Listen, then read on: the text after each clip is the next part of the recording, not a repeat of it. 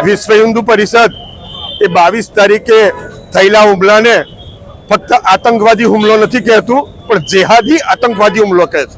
અને એટલા માટે કહે છે કે જે જગ્યાએ હુમલો થયો એ પહેલગામમાં હિન્દુઓને અલગ કરીને મારી નાખવામાં આવ્યા છે.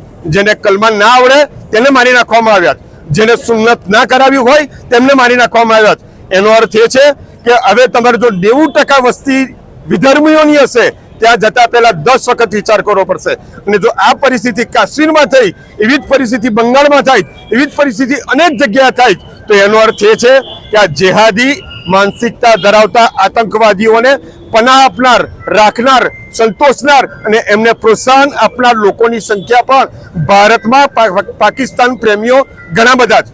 પાકિસ્તાન ઉપર સર્જિકલ સ્ટ્રાઇક તો કરશે જ, પાકિસ્તાનને યોગ્ય જવાબ પણ આપવામાં આવશે, પરંતુ સાથે સાથે વિશ્વ હિન્દુ પરિષદ બજરંગ દળ એ માગણી કરે કે ભારતમાં રહેતા પાકિસ્તાનની માનસિકતા ધરાવતા, જેહાદી આતંકવાદની માનસિકતા ધરાવતા લોકોને પણ યોગ્ય ભાષામાં જવાબ આપવામાં આવે.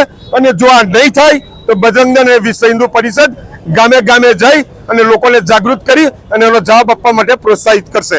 ભારત માતા કી જય.